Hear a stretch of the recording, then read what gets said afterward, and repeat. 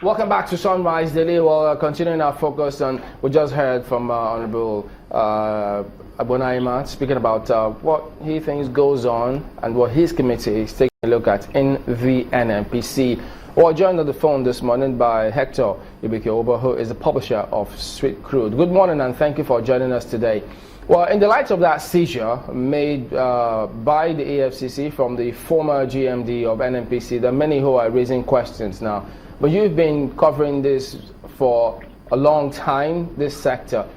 From your perspective, is this just a drop in the ocean or you were surprised?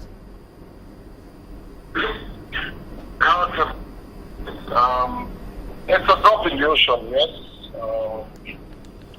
The last 6 years of, let's just say the last 6 years of the Jonathan administration, by all manner of sleaze and malfeasance. We've reported extensively on this, about money changing hands, about downright bribery. So it's just a drop in the ocean. You have a whole lot out there. A lot still needs to be done.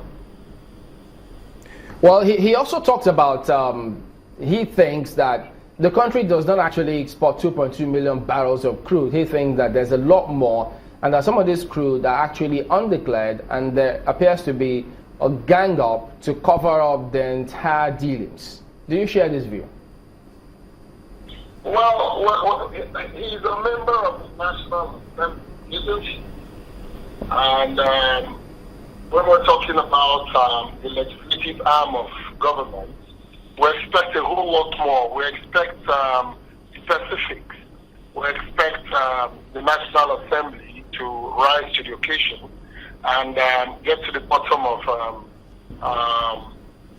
crude oil production reporting, at the DPRO, at the NNPC. If we have a member of the legislature, come to tell us what he just told us, it really leaves cause for concern. The layman on the streets, they hold that view. But when you have a member of the National Assembly leading it leaves cause for concern. Well, Hector, I'm sure you might have heard oftentimes where they say the dealings in the NNPC are usually opaque. Can the dealings ever be transparent? Of course, it can be. That's why we have a government. The NNPC is not an alternative government. We've always reported about the opacity of the operations of the NNPC, and it can be a lot better. It can be a whole lot better. We can't continue like this, and that's the duty, of the legislative arm, which has oversight function. They need to get other agencies of government charged with the responsibility of making these information public to rise to the occasion. All right, Hector, just give us a minute. We'll come back to you in a moment. Don't go away.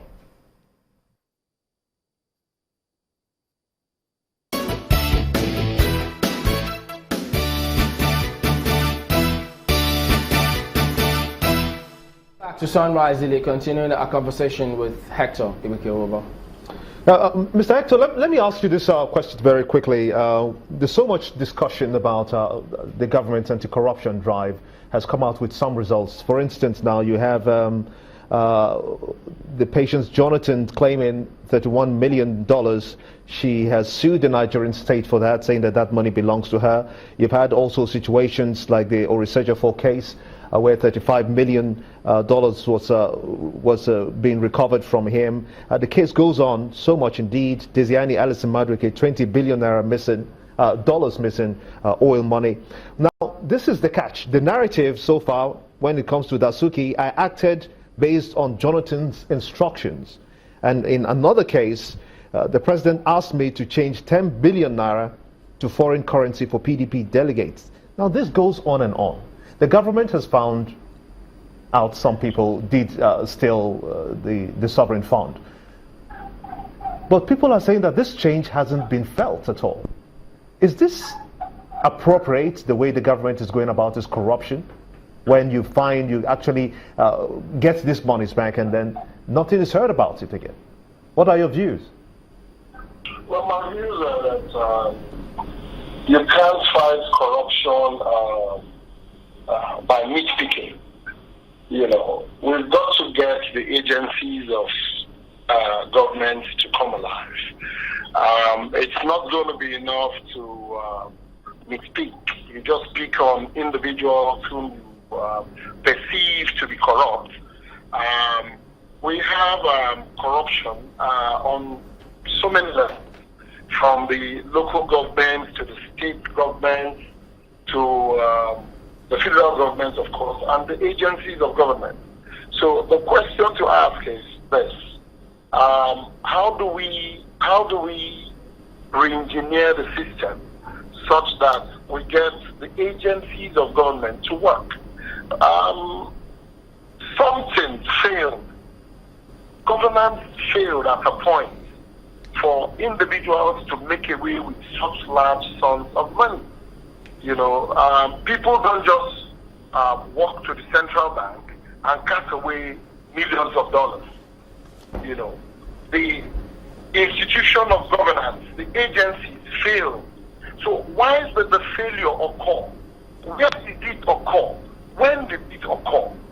These are questions that need to be addressed. It's not going to be enough for the EFCC to pound on anybody to say, hey, come on, we have XYZ kids preferred against you.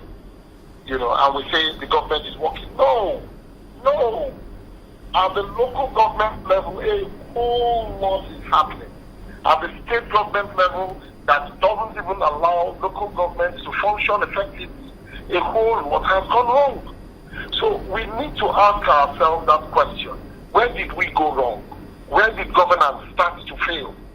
And a situation where at the community level you have people celebrate wealth that has no source, no known source. You know, you don't see that the orientation is also fault. So corruption has to be tackled at the source. Okay, all right, Hector. But that's not going to help us. Nothing came out of it. All right, Hector, we'll have to anchor at that point. We appreciate your talking to us this morning. Hector Ibikeoba is the publisher of Sweet Crude. We will be back and turn attention to an equally important matter in just a moment. Do stay with us.